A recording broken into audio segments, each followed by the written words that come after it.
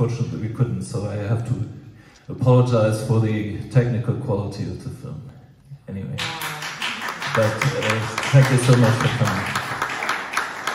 So, but on another note, it was intense. I'm still like, thank you. It was a mystery. It was like suspenseful. It had me at the edge of my seat. So I want to congratulate you for creating this. It's a masterpiece. It really was. How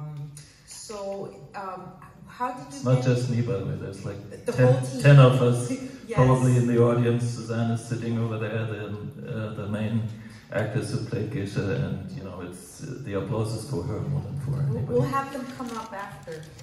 All right, we'll definitely have a bow for them. But we just want to have. I have a few questions, and Absolutely. you know, as I was watching, I was just so like intrigued by the costumes. Like you were really able to transform, and like I really felt like I was in that era. How did you go? How did that happen? How were you able to create this? I mean, the costumes, the location. So tell us a little bit about that. Well, what's a really intriguing story is the location itself. So this was almost all of the film was shot in northern Germany in a manor house that actually originates from the time. So it was built in 1806 and the film was set in 1828.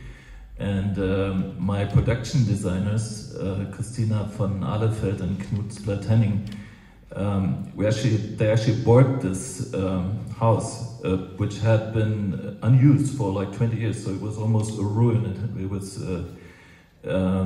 was in very bad shape, and then they renovated the house and turned it into our location, and we shot the film there. And then after that, they sold the house again at a handsome profit. So that was great. But if if it hadn't been for making the film there and for our budget helping with the renovations, then the house would probably have to be torn down. So it's just a great thing. And the costumes, Katja Pilgrim, we went to 3 different costume places, costume funds to rent those costumes, and of course there went a lot of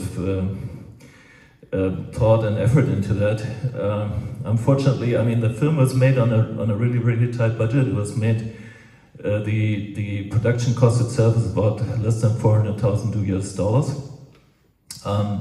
So for example, some of the costumes I think should maybe not look as new and pristine as they did, but it was because we rented them and had to return them, and everybody was afraid of damaging them because the insurance for all the props and the costumes for this film I think was 300,000 euros or something like that, partly because of the value of the costumes and all the props. Detlef Kappes is sitting back there. He's our props master.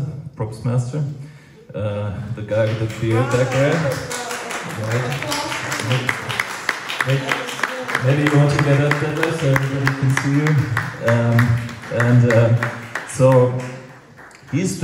Detlef spent almost a year getting all those props together, and there's thousands of them. And like I said, insured for about 300,000 euros.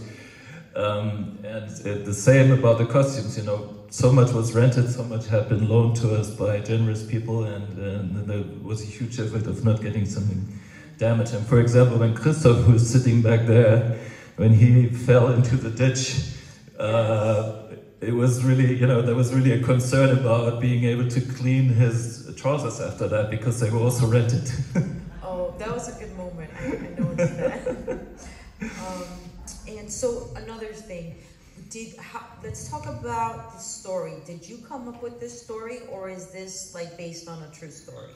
So this is based on a true story. This all happened, and our main screenwriter, Per Meter, who lives in the city of Bremen, where this all happened in the early 19th century, has been working on this material for about 20 years. And he has a non-fiction book about it, which is in its 3rd edition. He has a graphic novel about this, a comic strip basically, in the form of a novel. It's like 200 pages, which was translated into 7 languages, I think, including Spanish. So you can actually buy it. It's called Gift. So it's called poison. What is that in Spanish? Venena. Thank you. And yeah, so he also has a radio play and a stage play about this case, and he went through 2,000 pages of original court records. And whatever Gesche Gottfried, whatever Suzanne says, is almost all of it is directly from the records. So Gesche Gottfried actually said all those things that we put into her mouth, or most of them at least. Yeah, no, that was great. I was like really into it, and I wondered about the husband. So what was the storyline behind the husband? Like, so he went off to war and he got killed. Like, some of the reading had me a little bit like, but then I tried to get back into it. So tell us about that. Yeah, actually the guy who went off to war with Napoleon all the way to Moscow, that was her twin brother. That was not one of the husbands. Oh, so she married twice. Her first husband was called Miltenberg, and he was older than her, and basically her dad married her off to Miltenberg because Miltenberg had more money than the Tim family at the time, Gesche's parents. But then Napoleon came, and then everything changed in Bremen, and he started going to brothels, and he started squandering the money. And then he came home. There are reports that he raped her and he beat her, and so he was basically squandering all the money. So she ended up killing him, and he was her first victim. And it seems like maybe that got her on this slippery slope where it became easier and easier to kill more people. So some people argue that killing the first husband could still be justified in some way. For example, Fassbinder, the great German director Rainer Werner Fassbinder, who made a film about this case in 1972. And Fassbinder came up with a totally different interpretation of the case, because he said that all the murders, all 15 of them, were an act of emancipation by Gesche Gottfried, which is an explanation that I don't buy at all, but that was Fassbinder's interpretation of the case. But I think for the first case, killing her husband, well, maybe you could say that. And then she got married again to Gottfried, and then she also killed a fiancé, and she killed her 3 little children, both her parents and the twin brother who went to Moscow with Napoleon, and some friends and neighbors, whoever came along. And of course, she also gave poison to many people who she did not kill, which is why we think that she had a condition called Münchhausen by proxy. I have my own theory. So I'm just gonna ask you, do you think, so this part real? So you mentioned the father. So her father, did he really crush her little brother's skull, or was that just like... Well, that's so interesting that you came up with this question, because that is, of course, the central thing. So some people, it's interesting that you hit on this just by watching it once. Some people watch the film and say, I wish you would have told us more about what caused her to do all these things and what tipped her over the edge. Right. And it's like some people say, if they watch the film twice, they realize that we actually did put it in there. We just didn't spell it out so much. And we believe that it's actually that thing. I was like, what is the motive? I'm like, what is the, why is she doing that? So exactly. When they mention that... Yeah, so we believe that this actually happened, that her father actually did this horrible thing, crushing the skull of the newborn baby, because Gesche Gottfried said that in the interrogations, it's in the court records.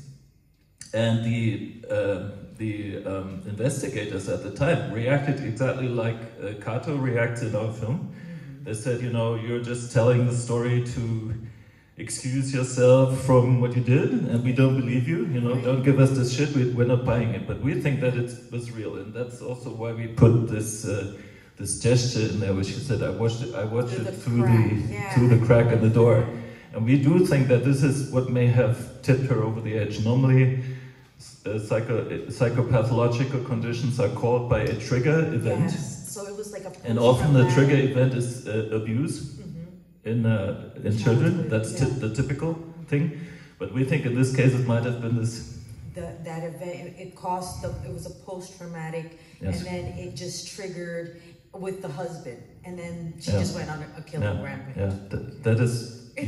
that's what I try to. Thank you. I love that you totally understood the film. That's great. I tried. I mean, I was in it. Like, it was good. I mean, the way that it was delivered, the way that everything, it was just like, usually I get up, I do something else. This had me in my seat watching. So I'm glad I watched it. I'm glad you were able to share this with us and bring it to us. And maybe we can take it as, maybe what not to do. No, I don't know. Don't go and do this at home, kids. That's what I mean. Probably not. Oh, what's that, director? Oh yes. Those were my questions. I'm sorry. So does the audience have any questions? Yes. You were the producer, yeah?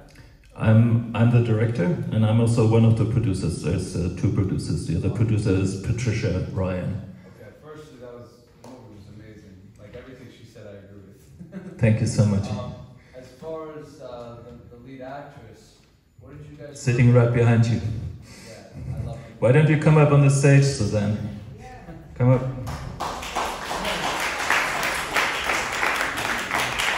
Christoph, you can also come up if you like. And here's Nicola. She's another actress. We have about 3 minutes, so everyone just come up and take a bow, and we'll take a picture real quick.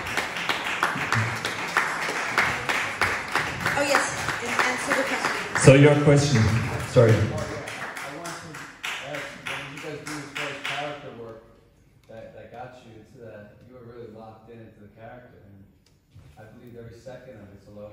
What kind of character work did you guys work on for it? You mean what I prepared? Yeah, kind of your preparation.